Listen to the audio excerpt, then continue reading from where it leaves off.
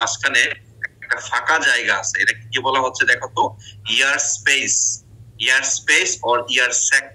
ইয়ার sac মানে SAC, sac. Sac মানে থলে, বস্তা। এটাকে বলা হয় বাতাসের বস্তা। আচ্ছা, ডিমের কিন্তু দুইটা মাথা আছে, এটা খেয়াল করো। একটা হচ্ছে মোটা মাথা, একটা হচ্ছে চিকন মাথা। আমরা বলি লার্জ এন্ড।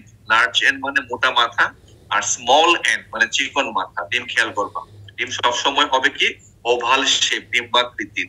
এবং ডিমের দুইটা প্রান্ত থাকবে, একটা হচ্ছে লার্জ এন্ড অর্থাৎ মোটা মাথা, একটা চিকন মাথা স্মল এন্ড। এখন ডিমের ইয়ার স্পেস বা ইয়ার স্যাক তৈরি হয় কিন্তু লার্জ এন্ডের। কোথায় তৈরি হবে?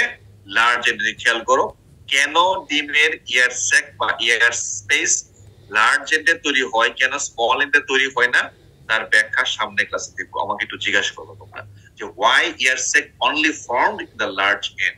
এটা পরীক্ষায় দিব কিন্তু প্রশ্ন আকারে, মনে রাখবে। ইয়ার স্যাক কেন ডান পাশে তৈরি হয় বা লার্জ এন্ডে হয়, স্মল এন্ডে হয়। ওকে, তাহলে ইয়ার স্যাক দেখলাম। এটার কি কাজ?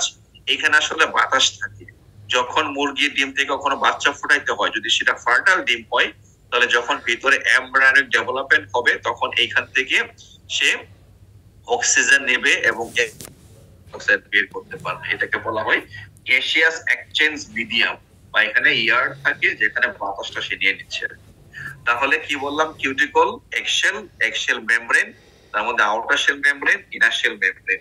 In between the outer and inner shell membrane, there is a space in the large chain. We called it ear space or ear sac or ear cell. ওকে, এখন চলে আসো তুমি হচ্ছে ডিমের সাদা অংশের মধ্যে।